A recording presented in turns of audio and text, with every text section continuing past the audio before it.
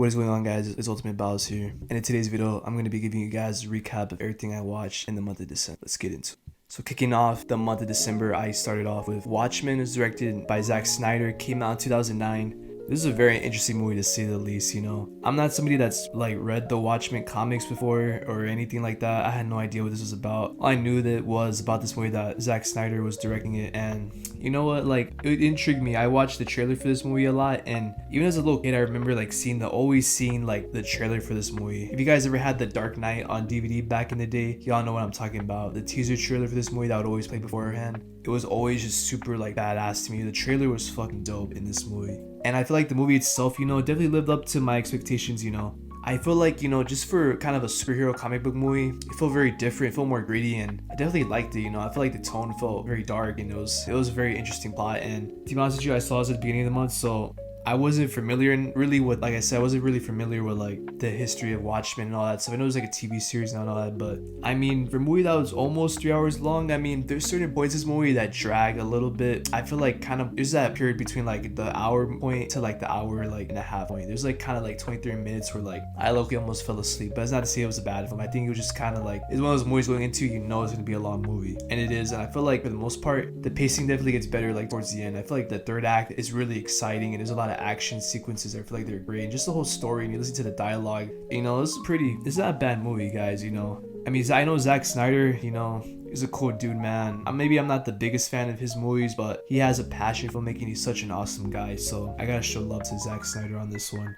As far as like, you know, what does this rank amongst comic book movies I've seen? It's not super high on the list, but it's not also super low, you know. Like, this is a movie that I enjoyed, and I definitely want to see like extended version later down the road, you know. I feel like there's a lot of great redeeming qualities about this, but I feel like the heroes, for the most part, that whole group they got going on, I feel like it's just so dope. And I feel like a lot of the characters in this movie like are really entertaining and they're memorable. Jeffrey Dean Morgan as a comedian, you know, super great performance. You know, he plays that real like asshole, arrogant type of guy, and I feel like he's so great in this movie. And Patrick Wilson as well, you know, this dude's in the fucking Conjuring series. He's literally like the main guy in the Conjuring series. And when I first saw him, I was like, damn, like I didn't know he was in this movie, you know. So it was pretty cool to like see him in a different type of role, you know. I'm not really used to seeing him like we're so used to seeing him in, like the Conjuring universe now. It's like it feels weird to see another film that he's not like in that series, you know what I mean? But I mean, anyways, I'm rambling about this movie, guys. You know, Watchmen, I'm gonna give Watchmen a 73%. Great movie, you know, I recommend it. And yeah, let's jump into the next one. Next up on the list, guys, is We Live in Time. This came out in 2024. It's directed by John Crowley, starring Andrew Garfield, bro, my boy's fucking Spider-Man, and Florence Pugh. I mean, come on, this is one of the most emotional movies I've watched in a very long time. I'm not gonna spoil any movies in this list, by the way, guys. You know, I want people to enjoy movies. I'm not the type of guy. If I do say spoilers, I'm gonna give a warning ahead of time. But you know, Andrew Garfield, man, this guy is special, and people just give him, you know, people might think, oh, he's just Spider-Man, right? But you watch this guy in other movies, he's a great actor. He's got a lot of range. He's able to convey that emotion super well, and just, you gotta give him credit for this one, man. He plays his role so perfectly, and it's so believable, and the chemistry between Andrew Garfield and Florence Pugh is absolutely just incredible. I mean, you can really feel like the connection like through the screen. You know, I was watching this late at night and I was like, damn, I really felt moved by this movie, you know. Super inspiring. And I feel like Florence Pugh, you know, it's one of my favorite actresses. She's great in the Marvel universe, you know. Like her in Midsommar. She is in a lot of movies nowadays, but there's something special about this movie, guys. You know, it was very deep, and I went into this movie thinking, you know what, like I kind of get the tone of this movie. It's gonna be kind of emotional, but you know, like I said before, I'm a sucker for like romance movies. I love them. I think, you know, when they're done right, there's some of my favorite movies to watch, and I feel like We Live in Time is gonna go down as one of the most emotional romance movies I've ever seen, and super powerful performance. Like I said, Florence Pugh, guys, is the MVP of this movie. Her performance, you know, like I said, amazing actress, but her role, you know, as this girl, you know, is going through all these things, and she still has to be a mother, and on top of that, it's like, honestly, it's very moving, it's very touching, you know. And I feel like I recommend that to anybody who should watch this movie. This is absolutely incredible. I'm gonna give We Live in Time at 87%, guys. Please check this out. You know, it is truly a classic. Next up on the list is The Hangover Part 2, man. Now, if y'all guys watched my last recap, I saw the first Hangover for the first time in a while. It was super amazing. The first Hangover is great, and I feel like the second Hangover maybe not as good as the first one, but it's still so much fun and it's enjoyable. You know, seeing the Wolfpack back at it doing their crazy shenanigans, it's fucking awesome. You know, I know Todd Phillips gets a lot of shit for the Joker franchise, but you know what, man, it is what it is. You know, you hit some, you're gonna miss some sometimes. But as far as the Hangover trilogy goes, I feel like for the most part they're just fun movies. You have to go into that. You know, you can't obviously judge this movie like you would judge like an Oppenheimer, right, or like an Interstellar type shit. Like these are the type of movies that you just kind of sit back and you enjoy. You don't really nitpick too much of the filmmaking critiques that we all are usually known to do. But I mean, for this story to take place in Bangkok and just for them to kind of be running around the whole city in another country and shit, I feel like it's so hilarious. There's a lot of funny moments in this movie. Definitely takes a little bit of a lot of the same tropes from the first movie, you know, kind of like the same characters, you know, same situation kind of, but it's different though. I feel like it's different enough to where it's unique in its own way. And I feel like for The Hangover Part 2, you know, I was definitely surprised, but I was kind of going into it like thinking, you know what, like usually these sequels don't really hit most of the time, but for, you know, it's obviously going to be hard to top the first Hangover. The first Hangover is a fucking instant classic. It's one of the best comedies of all time. It's one of my favorite movies of all time personally, not just comedies but in general. Just, it is fucking incredible. You know, Bradley Cooper and let me see, let me pull up the cast here, man. Shit, Bradley Cooper, Ed Helms, you know, Zach, I don't know how to pronounce that dude's name, bro. Fuck, I'm not gonna try to pronounce that. But you guys, Alan, you know, shout out to fucking Alan, bro. That dude's funny as hell in this movie.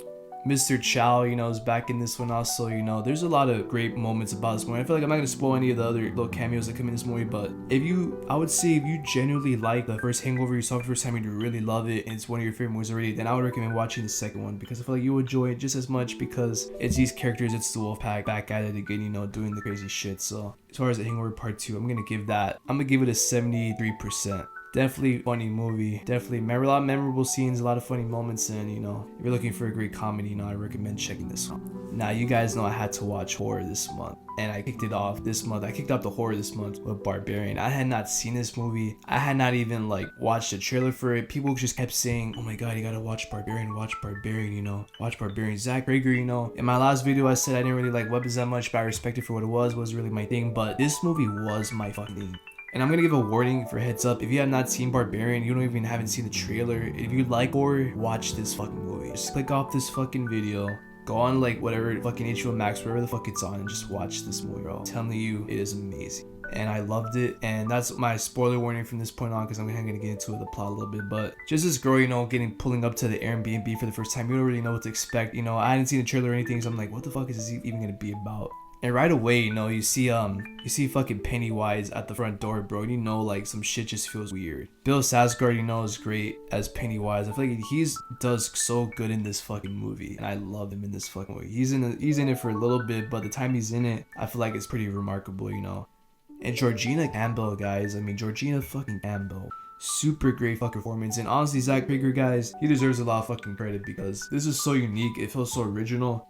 And it kind of goes back to what I always say in my old horror movie videos. It's like, sometimes whatever you don't see, whatever you don't really know, or doesn't get explained that well, definitely makes shit scarier. And I feel like this movie, you know, definitely explores some of the lore behind the lady that's in the little basement down there. But it's still so mysterious. When you're watching it for the first time, you really feel like, yo, like, this shit's so fucking trippy, and it's so well directed, bro. I mean, this is one of the best horror movies I have seen in recent. You know, I really enjoyed this fucking movie, and I thought it was brilliant. The acting was incredible. I thought a lot of the shots and the sequences, the way that they were shot, just the sound design. I'm glazing the fuck out of this movie right now. Holy shit. But you guys have to watch Barbarian. If you love horror, if you're a fan of the genre, if you just want something different, you know how you haven't seen Barbarian, you've been hearing about it, you know, you guys should really watch this movie. I really recommend it. It is truly a fascinating film, and I'm gonna give Barbarian like an 87%. It is high for me, and that's high for a horror movie, you know, for me, the way that I rank movies, you know. So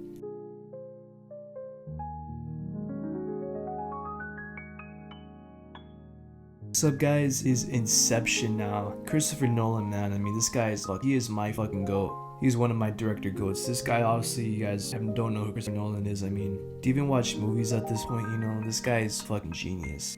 The Dark Knight's my favorite movie of all time, by the way, so that just goes to show that Christopher Nolan's very high. I view very highly of him, and I had never seen Inception before.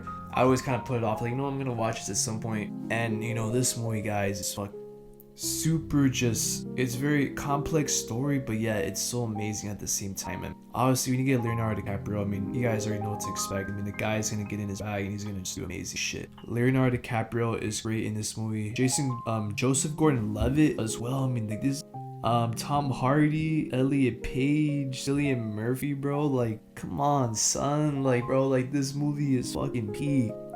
I was kind of skeptical going into this. I didn't know if I was gonna fully understand it. I heard a lot of people saying this movie's confusing and they don't really understand. I'm like, you know what? Tenet, you know, was a very strange movie as well. That was one movie that, like, I love Nolan, but that's one that I'm still kind of confused on. I still enjoy it, but it's definitely not my favorite Nolan film. But Inception, man, I mean, just the whole idea of like kind of like doing these heists in people's dreams and doing a dream within a dream within a dream, you know, it gets to the point where, especially in the third act, where it gets super crazy and it gets to the point where it's like, yo, what the fuck is going on? There's so many just great sequences, action sequences, and you know, you really pay attention to the dialogue where these people are talking, you know, you really like get the understanding like how deep this really is. And just, you know, again, Leonardo DiCaprio is great as always. He's one of my favorite actors, so he nails this one out of the park. And just, you know, there's a lot of great moments in this movie, a lot of memorable moments, and just one of my favorite scenes in this movie is definitely like in the third act when they're in kind of that snow kind of military base. They're trying to like get inside and shit to that secret vault room, and it's like, it's so like entertaining. Like, this is a movie, like I said, you know, for longer movies, you know, anything that's obviously more than like 2 hours and 20 minutes, it gets to the point where it starts getting long. I feel like this movie is long, but yet the pacing is so good and it doesn't feel like a 3-hour movie, you know. When you watch Terrifier 2, you know, that's almost 2.5 hours. I mean, it feels like a long 2.5 hours. I mean, the pacing is fucking crazy. Like there's just certain movies where, like, you guys know what I'm talking about. There's certain movies where like it'll feel so long, and just because the pacing is bad. Like, this movie is longer, but it doesn't feel longer, if that makes sense. Like, it's so well edited and well put together that like it just, the time goes by when you watch this, bro, literally, you know. So Inception, you know, I can sit here and glaze Nolan all day. There's a lot of great scenes, a lot of the great memorable scenes in this movie. One of my favorite scenes is like very early on when they get off the plane.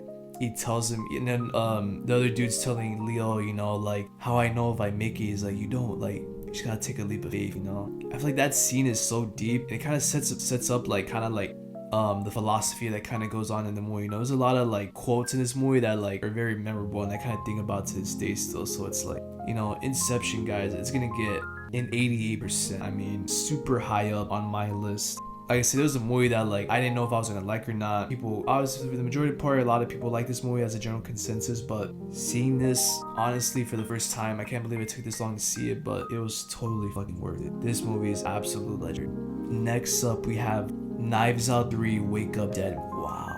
Like, first of all, guys, Rian Johnson is our Lord and Savior. You know, he is the fucking GOAT. Rian Johnson to me is like, you know, he is truly he is probably my favorite director. Look, I'm gonna be quite honest with you guys. Rian Johnson is my fucking GOAT. You know, this guy directed The Last Jedi, which I might get shit for saying this, but it's one of my favorite Star Wars movies ever. Low-key might be the best Star Wars movie, but I know people are gonna shit on me for that. But nah, I'm just fucking this way. It's Empire Strikes Back, obviously, but still, you know, Rian Johnson, guys, when he does these movies, he really goes down a different path. I mean, this guy gets in his fuck back. Daniel Craig as Benoit Blanc is honestly probably like top 10 favorite characters for me of all time in any movie. He's so entertaining, his dialogue's perfect, and just, you know, the way his character is, mannerisms, the way that he speaks, you know, it's super entertaining. And you get, it's like, he's like a magnet, you know, when he comes on screen, like, you're instantly just want to see what he has to say because he has that presence. And I feel like Rian Johnson over the last 2 movies, you know, he really created a very compelling character in Benoit Blanc, you know, and this movie, guys, is fucking incredible. You know, obviously, you know, the first one is a fucking classic. Part 2 was great as well, but I had not seen the trailer at all for this movie. I was like, you know what, I have to go into it blind, and I was really surprised by the people that were in this movie. Josh O'Connor, Josh Brolin, which I am a huge Josh Brolin fan. I fucking love guy, bro. Like, I know I sound like I'm glazing, but Josh Brolin to me, guys, probably my favorite performance of this whole movie. I know he's kind of in it.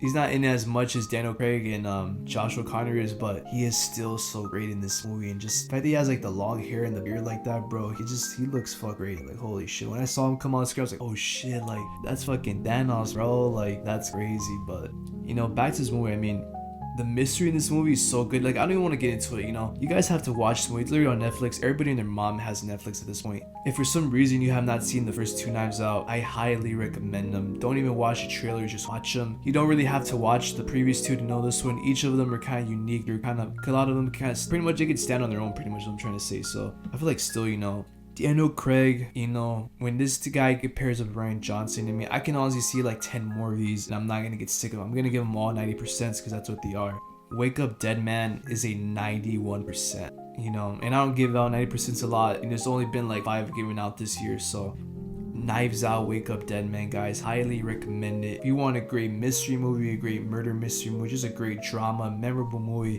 The cast of this movie is great as well, you know. Like I said, Josh Brolin, Josh O'Connor, Mila Kunis, Meg, you know, Jeremy Renner, you got fucking Hawkeye in this movie. Kerry Washington is great, Andrew Scott, you know. There's so many, I mean, the cast for these movies are always insane. And when you watch Knives Out movie, you know the cast is gonna be fucking so. Yes, guys, you know, Wake Up Dead Man is a fucking classic in my books already. Highly recommend you guys check out. For the next two movies, I'm gonna put them together. It's Rogue One, A Star Wars Story, and Episode 4, A New Hope.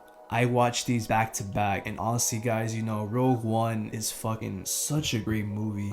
You know, people like Star Wars and Disney Star Wars in particular, very controversial. There's a lot of great parts about Disney Star Wars, but there's the majority of the time, you know, people always shit on Disney Star Wars, you know. I'm not one of the Star Wars fans that's super toxic. For the most part, I pretty much like everything. I don't think everything's good, but there's parts that I can enjoy in everything that I watch in Star Wars, but I will say though, before watching Rogue One, you know, I definitely watched what else did I watched Andor, I watched Obi-Wan, I even forgot on this list. I watched Solo also, so we're gonna throw in Solo in this as well. So watching Solo, Rogue One, and A New Hope, all three of these movies together, I mean, it makes episode 4 so much better for the most part. That's first off, you know. Especially, I mean, for Rogue One to watch Andor before Rogue One, I mean, holy shit. You know, the third act of Rogue One hit so much deeper than it ever did. And it already hit deep without Andor. But watching Andor, you already know Cassian's story and all that lore going into this movie. The stakes are so much higher and you really feel the weight of this movie. And Rogue One, I know I haven't done a show review yet, but Rogue One is the greatest Star Wars show of, oh shit, my bad, not Rogue One. Fucking Andor, bro, holy shit, but Andor, if you guys have not watched Andor, watch this shit. It is so fucking good. This is the best Star Wars show of all time. It's not even a question, dude. People say Mandalorian season 2, yeah, it's great, but Andor has done stuff in Star Wars that has never been done before. It really just does shit that's different, and I fucking love this movie. For a show that has no fucking Jedis in it at all, I mean, wow. Andor season 1 and 2, it was a show that I was putting off. I thought, you know what, dude, like casting Andor from Rogue One, really, this guy has his own fucking show. But I'm telling you guys, I was a doubter of this show from the very beginning, you know, especially the way Obi-Wan turned out. I feel like Obi-Wan show for the most part got a lot of hate, and first time I rewatched it, didn't really like Obi-Wan show, but now seeing it like again recently, you know, it was pretty good for the most part. So, you know, casting Andor's character in this movie isn't fleshed out in the movie as much as it is in the show, and I feel like that's definitely a big complaint. But I feel like, you know, definitely if you watch Andor, you know, it's gonna make Cassian so much more better, but it kind of like makes Jen Erso like kind of feel weird, you know. It makes it feel like she's not as important. They're kind of forcing Jen Erso kind of down her throat. It's like Jen Erso's like the main person, but we're so attached to like Andor, like you just can't stop thinking about Andor. So that's my only complaint about watching Andor than watching Rogue One. But other than that, I mean, Rogue One is a fucking classic, you know. It is really, the Darth Vader scenes obviously are fucking great, and you really feel the weight of this movie. It's one of the best Star Wars movies of all time. It was the first anthology film for Star Wars, came out right after Force Awakens, so seeing this for the first time was super incredible, you know. It was awesome. And for as far as Solo goes, you know, Solo was a fun movie. You know, I like Star Wars, guys. You know, I'm not one of these fucking people that just shits on everything and says everything's bad. I mean, yes, these movies are not as good as the originals, you know, obviously, but I still enjoy them. I think Solo was such a fun movie. And I had not seen Solo and Rogue One in so long, so seeing it was basically like I was watching for the first time. I hadn't seen them like in 5-6 years, so like my memory was super vague. I only remember certain scenes, but for the most part, it was like I watched this for the first time, especially Solo. I definitely did not remember Solo as much as Rogue One, but you know, I feel like for the most part, you know, Solo was a fun movie. I feel like a lot of action sequences are good, and I feel like, you know, maybe like people complain about this movie a lot, like why the hell did they make a Han Solo movie? You know, we don't really need it, but it definitely adds more weight. I feel like all this builds up to New Hope. If you watch all these shows and movies leading up to New Hope, it's gonna make New Hope hit so much harder, and I feel like it definitely elevates New Hope. It definitely elevates Episode 5, obviously, with him and Lando, their connection. But I love Donald Glover as Lando. Woody Harrelson in this movie is also fucking great. And there's a lot of great things about this movie, you know. And I highly recommend it. You know, if you're somebody that just shits on Star Wars a lot, you're probably not gonna like it, obviously. You probably don't like this movie. But if you've never seen this for some reason, you like Han Solo a lot, I think you're gonna like this movie, you know, it's fun. And obviously, this all leads up to episode 4, A New Hope. And I'm not gonna, there's so many things that have already been said about this movie, like I can't really say anything new anymore at this point. But episode 4, obviously an instant classic. It changed movies forever. It changed the summer blockbuster forever. I mean, it really was super influential, inspired so many generations of filmmakers and editors and special effects people, and it was really just super influential. Millions of fans across the world. I mean, this is just a very special one. It all started with this one, and for a movie that's almost 50 years old already, this movie still holds up, and the acting in it is so great. You have an amazing cast. I feel like I said, guys, if you really watch all these shows and everything that leads up to New Hope, it makes A New Hope hit so much harder. And I feel like the only thing I will complain about, I guess, not really complain, but kind of a little nitpick, is that obviously, when you watch like Obi-Wan and you watch like all these shows beforehand, obviously these all shows are super modern and they look great and all that. But when you go back to episode 4, you definitely feels a little weird. It definitely feels a little bit older, obviously, and you don't really feel like as immersed, I would say. Not immersed, but you kind of feel like you're downgrading. You're watching kind of a show that came out like a year ago or 2 years ago, and you're going back to like an old 70s movie. I understand for some people it can kind of like take them out of the experience a little bit, but I feel like you really put that aside, and you really watch episode 4, it is truly special. Obviously the trench fight sequence at the end, I mean, guys, this movie literally, I love fucking Star Wars. It is probably my favorite thing in this whole world. This movie is fucking special. It's really just that fucking deep. I love this for that. But as far as like the rankings for these 3 movies goes, I'm gonna give Solo like an 80%. I know that's super high. I'm gonna get shit for that probably, but I don't give a fuck. 80% flat. This movie is fun. I enjoyed it. It was great. Rogue One, I'm gonna give Rogue One an 87%. Super great, like I said, great story. The third act of this movie is so action packed, it's so intense, it is truly special. And obviously the Darth Vader scenes in this movie are such a highlight, and I hope we get a Vader show at some point. I really think it would be entertaining. But Rogue One, 87%. And finally, A New Hope, guys, this is like a 94%. I mean, this is like special. This is not only obviously one of the best Star Wars movies of all time. It's one of the best films ever made. Very influential, like I said. So that's all I gotta say about these Star Wars movies, guys. Check them out. I love fucking Star Wars. What else can I say? And to end things off, the movie that I ended off the year with, there was a lot of movies I wanted to end off the year with, but you know what? I was on New Year's Eve. It was kind of late. I was like, let me watch this movie. Why not? I'm gonna end off the year with this one, The Hangover Part 3.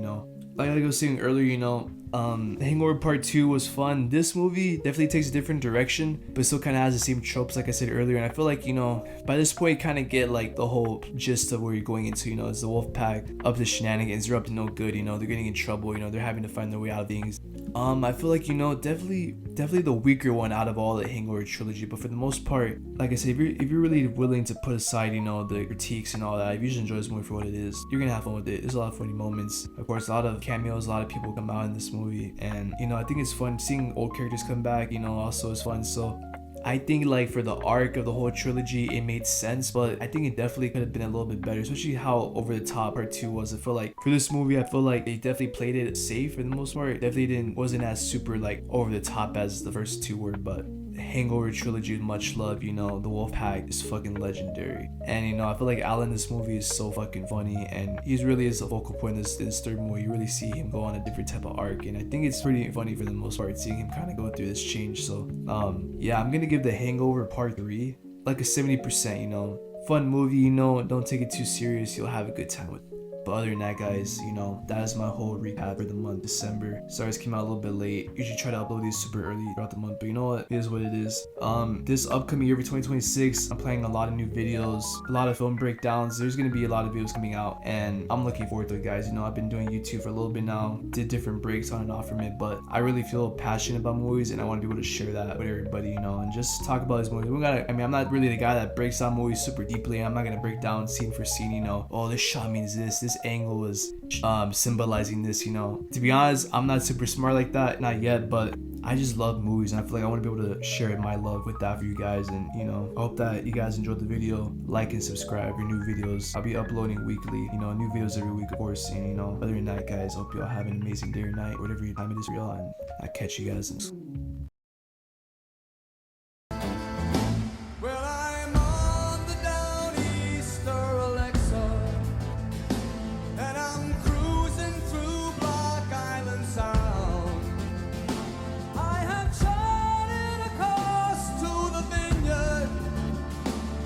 tonight.